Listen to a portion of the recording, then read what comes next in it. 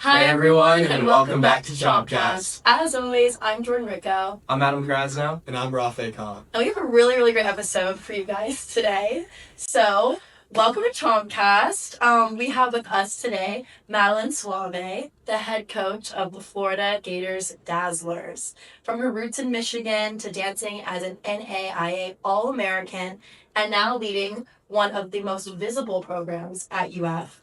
Madeline's journey is full of passion, perseverance, and purpose. So we cannot wait to dive into your story today. Thank you for being here. So let's start with your early years. Okay. Growing up in Michigan and dancing from such a young age, what drew you to the world of dance? I started and then I never stopped, honestly. I started in this is so actually way aging me, but I started in an Irish ballet class at like the local police department at just it was very humble beginnings. And then had an incredible teacher there who was like, hey, she really likes to perform. And then from there found a competitive studio. My parents, I have to just shout out my parents just for being so incredible. They drove me an hour to dance at a really competitive studio that gave me Deborah Sage Door. Thanks. Just gave me a lot of exposure to incredible dancers and teachers and choreographers. And once I just fell in love. And I also really wasn't that good at anything else. And I really liked to do things I was good at. Right. And kind of had a bit of a perfectionist mindset in that way. So, yeah. Did you have a specific moment when you were at dance? Because I know a lot of people will dance when they're younger and they're like, do I want to do that? But what was your moment that you were like, okay, we're taking it from me dancing when I'm young to this is something I want to pursue? That's good. I think as I just got better at it, I felt more inclined. I was like, this is my thing. Right. And it really did become, I don't know, everybody in this room knows, the only constant is change, but dance really was, it just kind of became my thing and I felt unique in it.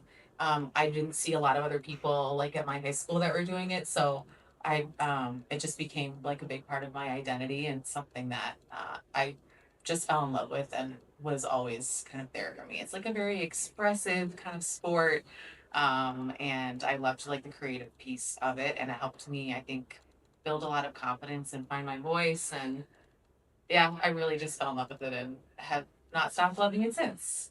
That's incredible. So you end up landing in Siena Heights University. Yes. Where you were 3-time NAIA All-American.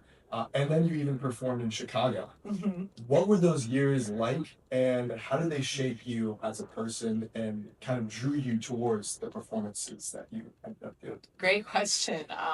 Very transformative years. I really found my people at Siena, which is just kind of funny. It's growing up, I wanted to dance D1 and I was ready to go to Michigan State and I had a roommate, and then this coach comes along and was like, hey, do you want to come dance at this little school called Siena Heights? And had no idea what Siena Heights was, but really was one of those experiences where I did a campus tour, and I think it's people cared that I was there. People knew my name and held the door for me and they were really kind. It was just this tiny university that just immediately I was like, this is where I'm supposed to be. So my first year at Siena was the first year there was a dance team. So it's very unique experience of really helping, having the opportunity to be an integral part of actual team building. And I got the opportunity to do a lot of choreography and just had so much fun with my best friends, who I'm still really close with to this day. Sometimes the Dazzlers will do things and act ways that I'll just be just go to my friends. They're just like us, just a lot cooler and a lot better. And so Siena has a special place in my heart. I think it's really funny how many people from Siena ended up there's a lot of people that went to Siena that are married now and have families, and it's crazy just how it was a special, I say was because it's actually, this is the last year of existence. It's closing. That's how small we're talking. How small was it around your time? I wish I could tell you. It kind of do ballpark. I don't know. I don't know a number. I don't know. What about on your dance team? You said it was the first year that they put it together. Well, there were 8 of us. Wow. You had to have 6 to compete, and that's how one of my best friends, Courtney, she actually, all the Dazzlers know her. She comes in, judges our auditions every year. And she was an elite cheerleader there, and you needed 6 girls to compete. That was the NAI's minimum, and we had one girl who ended up transferring, and I just knew Courtney was like super elite, and I was like, hey, come be our friend, like we're gonna teach you how to dance. So yeah, small environment, like very intimate environment. But the cool thing about NAIA is they treat there's like officially cheer and dance are sports, like it's an organized sport within the NAIA. So yeah, we were treated like athletes, and we were seen as athletes by the other athletes. So yeah, it was a cool place to like build confidence and I don't know, just figure out that I really loved. I didn't know anything about dance team, but kind of found a new way kind of within dance that ended up paving the way for other things later on. So yeah. Cool. And I feel like with that experience of being able to grow a program and a team, it kind of led you right into this path because right after you started coaching at Adrian College and just jumped right into that. So what really made you step into that leadership so early in your career? So guys, like I can't explain. I've only gotten places by incredible people that I have known and worked with. Like it's the most humbling thing. But I was teaching at a studio in Adrian, and I love that I get to like shout out Ashley and Encore. But yeah, really just developed a trusting relationship with somebody who believed in me, and she owned a studio, and I just had an incredible culture there, and she was a professor of dance at Adrian College. So the position opened up. It was a cheer and dance coach. She coached both teams. Wow, guys. I know I'm that just be. Yeah. And at that point, you probably didn't know a lot about cheer. I cheered in high school, and this was a Division III college, so it wasn't necessarily what you see them certainly doing at like the University of Florida or anywhere on the Division I level, but I had a lot to learn about a lot of things, including cheerleading. But yeah, some of the so anyway, I actually saw the position open and was like, you need to apply for this. So yeah, when I started coaching, some of the girls on the team were older than me. It was just a wild experience. Yeah, I will say for our listeners, can you give kind of a little insight of what is the difference between dance and cheer? What makes each one unique? Two very different sports, two very different cultures, I think. I think they're also just two very broad industries, right? Like there's so many different avenues you can go kind of with each one. Once you get to the collegiate level, it's a little tricky kind of maybe for fans because we're just all holding palms. Yeah, but I think the skill sets that go, the training that like the athletes do growing up in the sports are just like entirely different. Certainly there is crossover, right? Like, and I would always say like if I have children, God willing, like I'll have them cross train at a young age. I think having that gymnastics like background, I think it develops an incredible sense of like fearlessness, and they certainly complement each other very well if you were to do both.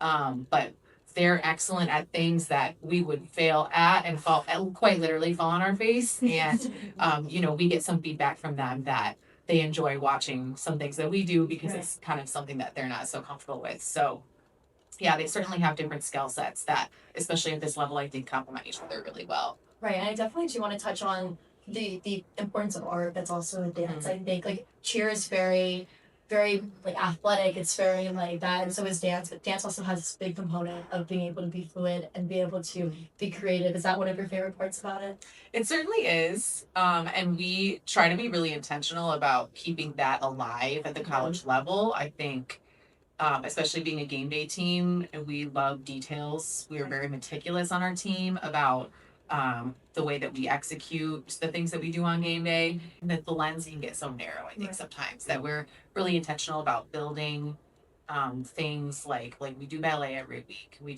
have different girls leading technique in different ways every week, and we love our timeout routines. I think that's really a fun area that we've gone to camp and we've gotten choreography. And we've brought people in, and it's all amazing. But I think like really making sure that timeout routine really feels like the Dazzlers. And that's kind of what we end up, I think, really getting that piece from, and keeping that artistry alive is really getting to have a lot of fun and be free with that like performance time out that we get once a game. That's amazing. Yeah. I think that that's very special. And I also want to touch a little bit more back onto your experience actually at your university. Sure. So you pursued a bachelor's in psychology and also a master's in health and psychology. How do you bring that background into your coaching? That's a great question. I will say it's very indirect, right? Right. I think I learned a lot, and I didn't really know what I wanted to do. I went into college undecided, but really just fell in love. I was in like one of the classes, like physiology, where it was more about like what parts of the brain are activated when you're feeling certain things or things like that. And I was just so interested in that. But getting more into like the mental health counseling courses, I think it's just contributed to me being a listener, which is something that I find really useful, and I think that my girls have found it to be very useful. Yeah, I think that would probably be like the biggest way, indirectly, that I use the things that I learned, and of course, just I have a very human centered approach to coaching, which has kind of changed over time and developed, but I think it used to be like all about dance, and now it's all about people. Like dance is more of like the medium to which people are being developed. So, yeah. So when you were at Adrian College, you had mentioned that some of the students were actually older than you were. And you also mentioned active listening, which I love, and I think is a very important part of getting to know everything that anybody is saying and how they work, and also probably how they perform.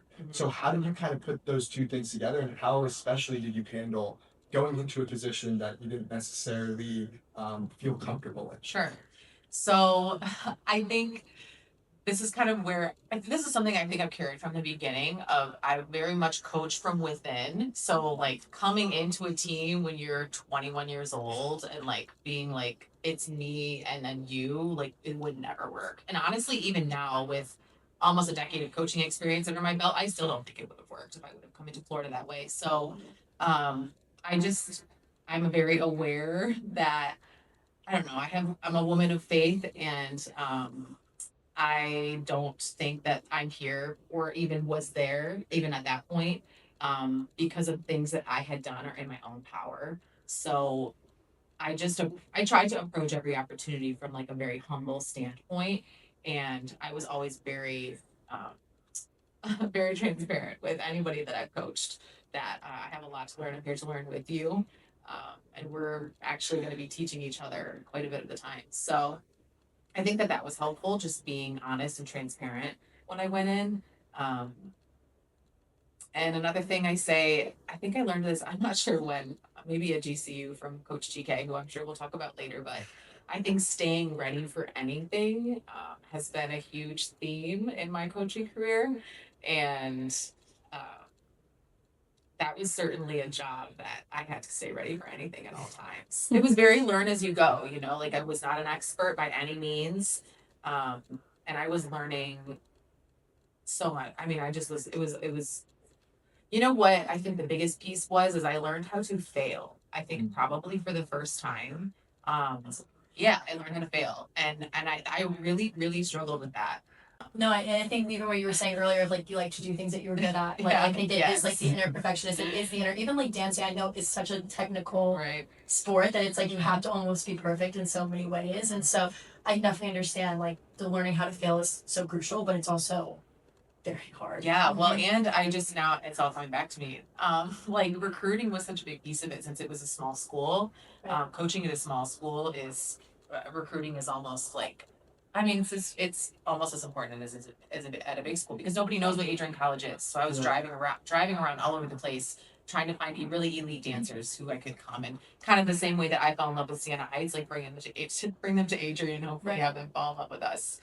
So learning how to fail, learning how to be rejected by people, and by dancers, really good dancers. So learned a lot of hard lessons those first 3 years for sure, but was ready for that. Yeah, I was ready for that. And you spoke about like, the students almost teaching you sometimes as Sure. much as you had taught them. Was there a specific mentor or coach that had a big impact on your journey or even a student? I think especially once I got to Grand Canyon, I think, oh, you know what? Let me back up. So while I was at Siena, this is very important, pivotal. While I was at Siena, we had a choreographer.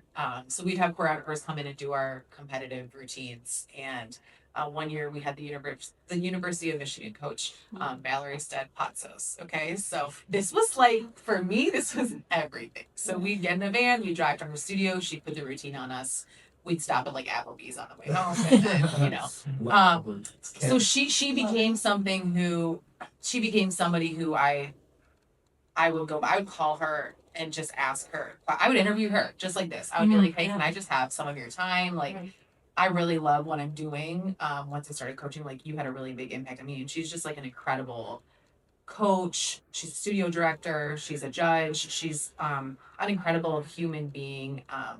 And I would say pillar in the dance team community. So, yeah, building a relationship. And again, just somebody who I felt like she saw me, and that changed. I mean, just that changed me. Somebody like that to that level, believing in me really had a huge impact on me. So she was somebody that I would always go back to and ask for advice. And I remember calling her while I was still at Adrian. I was looking for jobs, and I said, "Do you think I could ever coach Division One since I didn't dance Division One?" And I know you guys. And she was like, I was like, what would be your best advice? And she said, number one, don't glamorize it. A lot of the things that you're going through at this level, you're going to go through at any level that you go through as a coach. And then the biggest piece that I remember is she said, the best way that you can prepare for where you want to be is to be all the way present where you are right now. Like you have it good, you're where you're supposed to be. Just do your absolute best and be present there, build relationships, and that's the best way to prepare you for anywhere that you want to go. So, Yeah. Shout out, Val. Shout out. Yeah. And I mean, I think that's great advice in terms of like, no matter what experience it is, if you're living in the moment and you're really embracing everything that you're doing right now, there's always transferable skills. There's always experiences that you can look back and learn from, even if you're not at like your end goal spot. All of it relates. I think honestly for me too is that's if you're present, you're building relationships. Like you're being genuine with people, you're being vulnerable with people. People are learning more about you. And I'm telling you, you guys, every move, it's been somebody knowing my character and witnessing me and putting me on for one way or another. I mean, so I think that's like the biggest piece for me is being present allows you to actually build with people. And that speaks louder than any tangible accomplishment in my experience. Mm-hmm.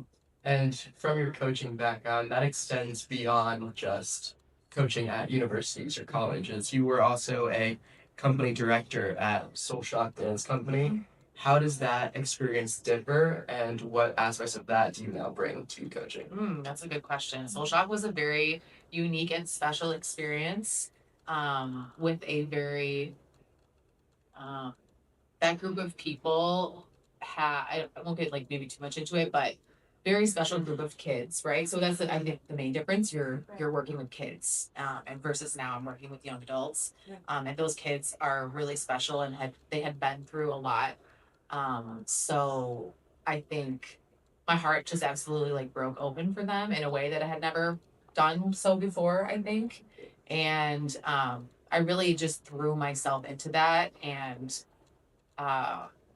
was transformed by that experience. So as far as like people go and relating to people, I think that really prepared my heart for coaching different people who have been through different things. And I think grounded me in a way of like, okay, what is really like, what's the real reason that I'm doing this?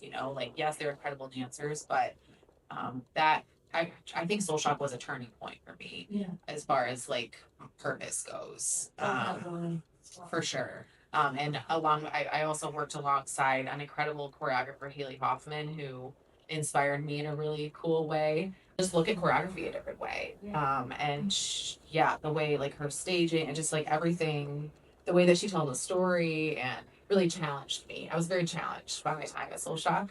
And really grateful to have had that experience to work with those kids. But definitely very different. I think so much respect for studio owners for working with parents. I think Yeah. it's a very Yeah. different, right now it's like the adults that I deal with are the dancers. So that's a very different dynamic and it's also great because I used to think that I wanted to own a studio and yeah. That's crazy. And I love what I'm doing now. So Yeah. I don't think, yeah. So, but yeah, very important and I would say pivotal time, I think, that year that I got to spend with them in Phoenix. So, as a coach, you serve much more than just teaching dance to all of these women.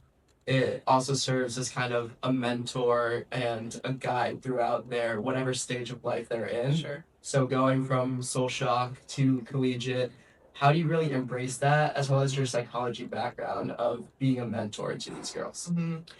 I think that first of all, I think just acknowledging that everybody's coming from a different studio. I mean, not even some of them did dance studio. Everyone's coming with a different set of context for how they've experienced dance and what that relationship with dance has kind of evolved into over time. Some get to college and are very hesitant to keep going. They've had enough, but are intrigued, not really sure. Some have a great studio experience and just want to continue sharing their love for dance, and it's all been great. And some come in and have some wounds that need to be healed. And that's something just work that I think just us as leaders in the dance industry everywhere just kind of have to take I think a good look at just the environments that we're creating for kids to grow up in dance. And I don't know, maybe this goes for other sports as well, but I think dance is kind of unique in that way because it's so individualized from studio to studio and whatnot.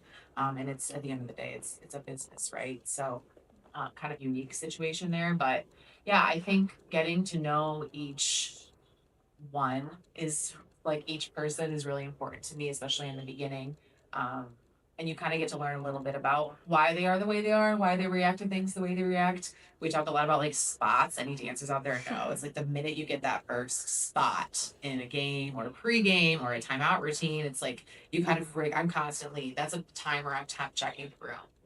Are we okay? Is anyone crying? You know what I mean? What do we? So we just get in front of it and have a conversation about spots. Guys, there are 90,000 people here. Okay, there's people behind you. There's people to the left, to the right of you. There's a camera. I know the camera guy's gonna come to the corner. So if you are not front and center, I need you to know, you belong here. Right. You are good. You are a good thing. So kind of also separating that. Our identity is tied so much to what we do. So we work a lot. We work a lot on separating who you are and what you do. And especially in a time where we're trying to educate people about our program, we're trying to advocate for ourselves and what we do. We're trying to teach people.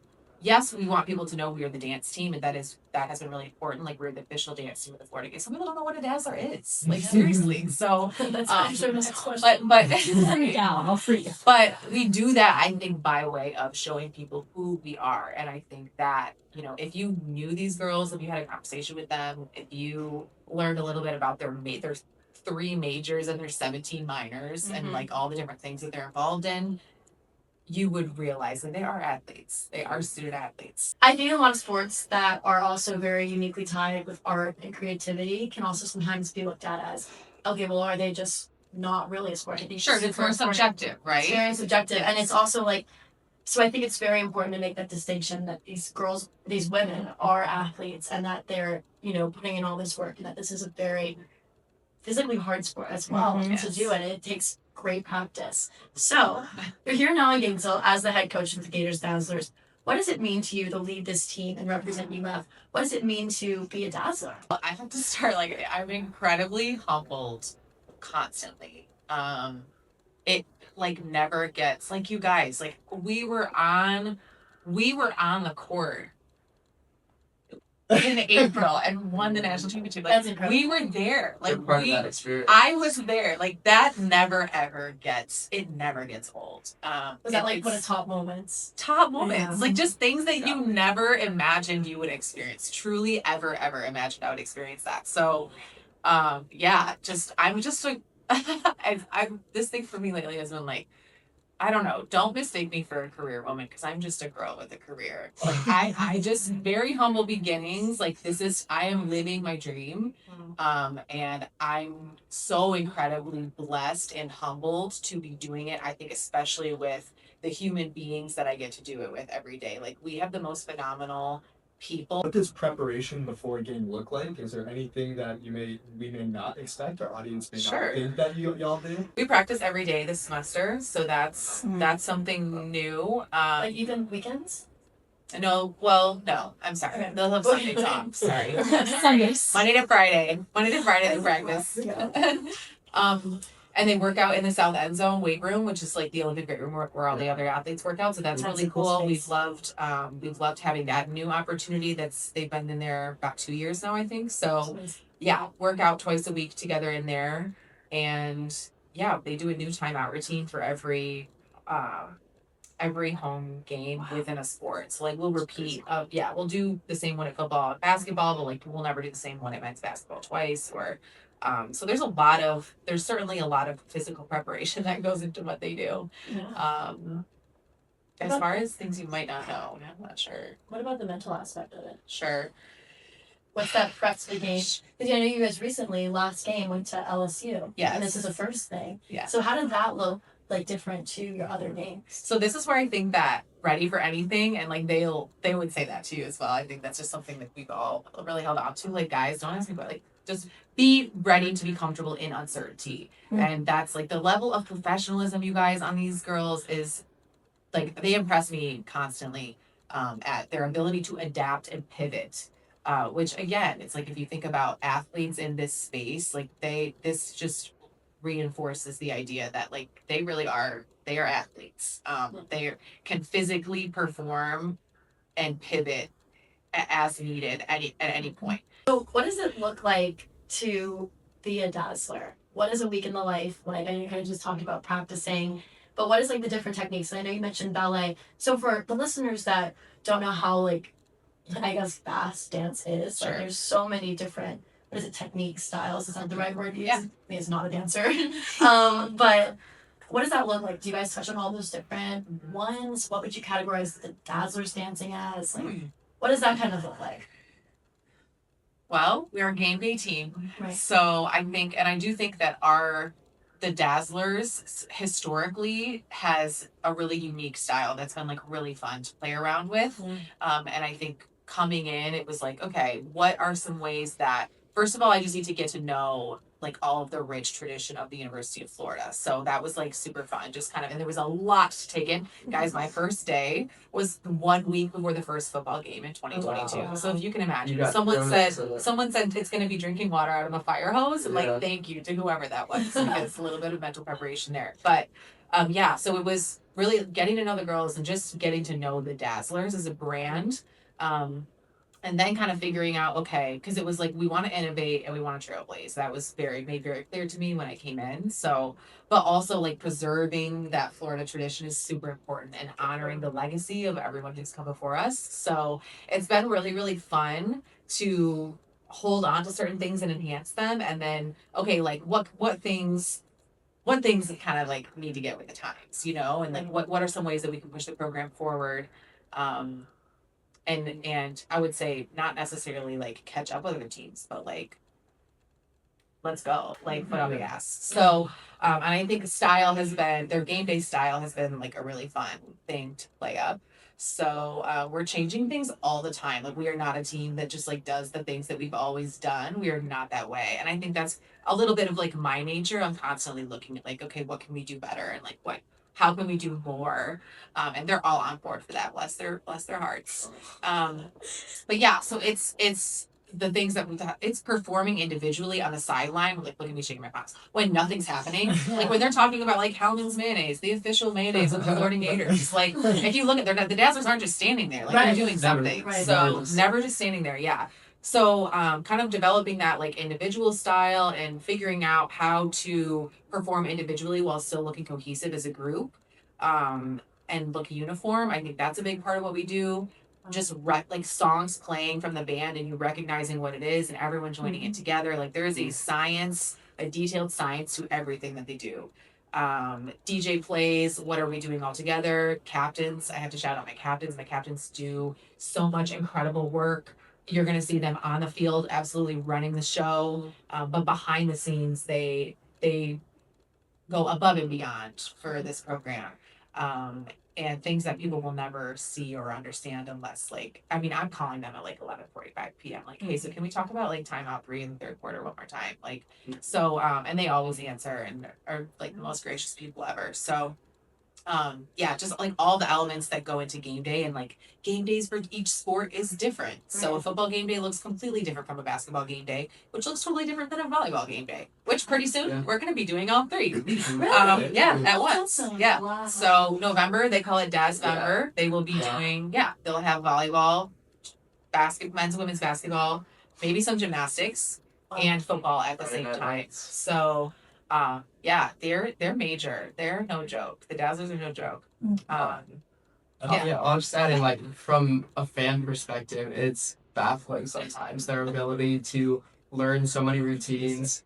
You mentioned it earlier, like there are times when we're losing and I'm like, how is anybody smiling right now? And they're just rocking out, doing Rocking everything. out. And are such a pivotal part of the environment in all of these game days. Like, it's truly baffling sometimes watching all of it come together. I just want to emphasize the consecutive games and the fact that you never do a set twice. Like that turnover, that dedication.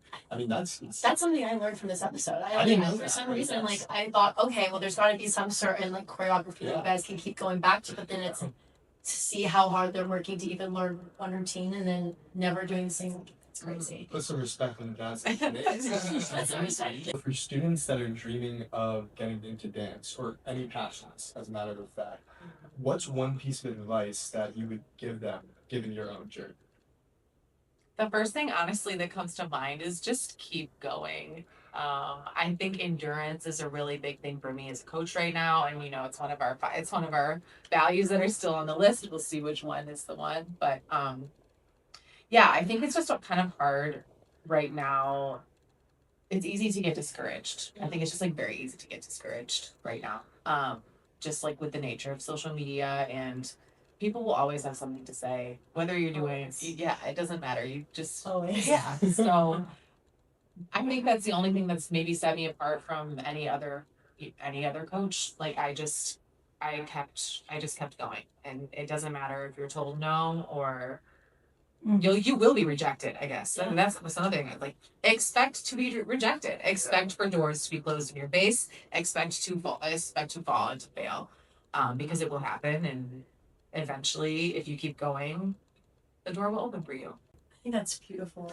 I think that's such a great place to end today's episode, because I think I feel like very, very uplifted right now. Like, I'm about to go like. Words are like inspired. Yeah, she's a coach. Makes sense why you're a coach. Like, you can coach my life, please. But looking ahead, what excites you most? Whether it's growth of the Dazzlers program, your own career, your life outside coaching, what are you looking forward to this year? With the seasons ahead, the crazy season you guys have. Yeah, honestly, like it's so game by game right now. I'm excited. I'm excited to go to Miami later today. We're about to get on a bus and drive 4 hours down to Miami. This is only the second time, I believe, in history that the Dazzlers have traveled to an away football game. So we're bringing 6 Dazzlers. We've got our Sam's Club order in the Spirit office. We're ready to go. We have snacks. Essentials. And we're just ready to go and like just absolutely go crazy for the Gators. So I'm just excited to be a part of that, and I'm grateful for every single experience right now as they come. So, Madeline, thank you so much for being on our episode today. I think you're a great example for a lot of people of what it's like going through, putting your time into such a passion, and then flipping that, becoming a coach, becoming a mentor to so many people. And so I just think you're a great example. And to all of our listeners, look out for the Dazzlers all season long. Next year, in the future, they're doing great things. And again, just thank you so much for being with us. Thank you so much. All right, Aiden. Which one of the Dazzlers inspires you the most? I would say that the Dazzler that inspires me the most would be our head captain, Danny. Her leadership is so inspiring. She's someone that I've looked up to since my freshman year, and I've gotten the honor to be on the team with her for the past 3 years as we've all gone through this program together. And her hard work and leadership is something that I truly look up to every day. What's one misconception people tend to have about the Dazzlers? I think that one misconception people might have about the Dazzlers is the fact that we're competitive within the team. But this team is something that is literally a family. We are always lifting each other up through every practice, appearance, performance, whatever that might be. None of us are competing against the other. All 21 of us are in spirit together. We're seriously a family and a sisterhood. So always working together in order to achieve greatness. Who are the biggest hype women on your team? I would say that the person that comes to mind would definitely be Bree. And Bree and Bailey together, we all know them as B Squared, are the iconic duo of the team. They're always around just like boosting the team morale. They're always cracking jokes on us, like on Halloween. They always dress up as something really silly that we always have to figure out. They always give us a good riddle to figure out. But I would definitely say that they're the iconic duo of the team, and we love them so much. First year, we were ghosts, and we were in a sheet, sunglasses, Okay. all that. And then last year was like when the thing went viral for like the 4 Seasons Orlando baby. So we were like, wait, we're gonna be the 4 Seasons. And it was like getting into basketball season. So we were holding basketball. We had one of those like elf hats, and we were like holiday season. Yeah. And then what was the third one? Bikini. We had like bikini Oh, on top of our sports bras. We were like bikini season. And then we had seasoning. So it was 4 seasons. We're the 4 Seasons Orlando. It doesn't make any sense, but we thought We were just at Walmart. We were like, what should we get? So we just got a bunch of random things. it's perfect. I love it. Do you have a favorite memory together? And I feel like we have too many. There's so many. I think a big one is like, honestly, like signing our lease for our apartment. Oh yeah, We yeah. were at Gainesville Hub, which is like the best like also evil place ever, and we were just sitting there. We were like, okay, like we're gonna sign our lease right here, and like I'll never forget that moment. We were like sitting at this table eating acai bowls, and then we like signed the lease, and we were like, it's official. Like we're Yeah, we were together, like holding hands. yeah, we were like Okay, I'm gonna sign it now. yeah. Oh, thank you. I love that. Who are some team members that inspire you? I feel like the 3 4th years, Danny and Kate and Caitlin probably inspire me a lot. Just because like we came onto the team and they were older than us and we looked up to them. There was 11 of us as rookies our first year, and there were 7 people who were the year above us and older than that. So they were definitely people that I looked up to. Yeah, I'd say the same thing because they were just the year above us, and their guidance like really helped us like get the Dazzler style as freshmen. They really helped us get into this new environment, like feel comfortable on the team. Describe how you got the name B Squared. Okay, I think it was at workouts one time. Oh yeah, it was when we got our new trainer, and we were just, I don't know, we always go up to them and we're like, oh, like I'm Bailey, and she's like, I'm Brie. Yeah. And we were like, oh, you can just remember us because like we're B Squared. And then Yeah. it just stuck, I guess. Like we're the only 2 B names on the team, so it just worked. And then coach started calling us B Squared, and then it just became a thing. Yeah. How long have you guys been on the team? Start there. We're rookies. Yeah, this is our first year. What is the process of being a rookie like? It's a little overwhelming when you're first entering, but it's always so fun. Like they welcomed us with open arms. They make it so easy. Yeah, they make it so comfortable for us to just immediately join the team. We already feel like family. So Do you have a favorite part about being a Dazzler? I think just the family aspect of it, like walking in as rookies too. Like I'm also a freshman, so like having all the teams like go on, it makes it just so much better. I think my favorite part is definitely seeing the smiles on like the fans' faces and like just seeing like how we can enhance the spirit of like the Gator experience. So. Okay, so you both are 4th years. Looking back at your years of being a Dazzler, what have been some of your favorite parts? I would say some of my favorite parts is just how different every year the team is with the team dynamic, just how each person individually is. It's just fun to come in every year and experience new things with new people. Yes, I agree. Something tangible that I like to think about is won't back down. It's kind of been different every year. Like one year we were in the end zone. This year we're like circling around the Gator head in the middle of the field. But every year it's just been super fun to do and like see how it's been different and getting to with your friends and just like experiencing Gators football. So it was so fun in the field. So, as fourth years, what is some advice that you have to future Dazzlers as you guys head out? Some advice that I'd give to future Dazzlers is to just put it all on the floor and to trust the process. Our coach loves authenticity and individuality, so just be yourself and shine like you have to. Yeah, a phrase I like that she says a lot is the more you pour into the program, the more it'll pour into you. So I always like to think about that. The more you give out, the more you'll get back. Hey, AK, what's your favorite Gator game day memory?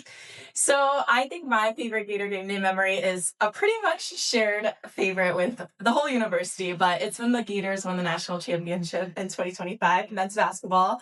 It was such a cool experience. I was able to be at every home game that year except for Georgia, and then traveling on the road with them was so much fun. Just seeing them go all the way from the beginning to the end and winning almost every game was truly incredible. I had my favorite girls next to me all the way there, and we just got to learn so much from the team themselves. They're so connected as a team, and we really think that's what helped them win the Natty. So learning from them in that way and being able to apply that to our team was something really special, and that was definitely a great day to remember. That's incredible. Wow. What would you say is the hardest part about being a Dazzler? I think the hardest part about being a Dazzler would probably be just like managing the time of everything. Because obviously we're full-time students, so we have long days of class and like exams to study for, all those things. And we do practice every day because we have like new timeout routines every game. And usually we kind of have to practice late night hours. That's when the facilities are open for us to use. So I think, yeah, just like managing our time through all that. So, Danny, I know you've been here for 4 years. So, what would you say is your favorite memory about being a Dazzler? It's definitely hard to pick just one, but I think my favorite year at least was my junior year last year. I actually was out most of the season because I tore my shoulder in the spring of my sophomore year, so I had a surgery and I was out all of football season last year. Most of basketball season, I didn't really get back into things fully until February, but then I had the amazing opportunity to travel with men's basketball for a tournament last year, which was awesome, going to all these different cities I've never been to, and then being at the national championship when they won. Like, I don't think anything will top that. As always, Go Gators!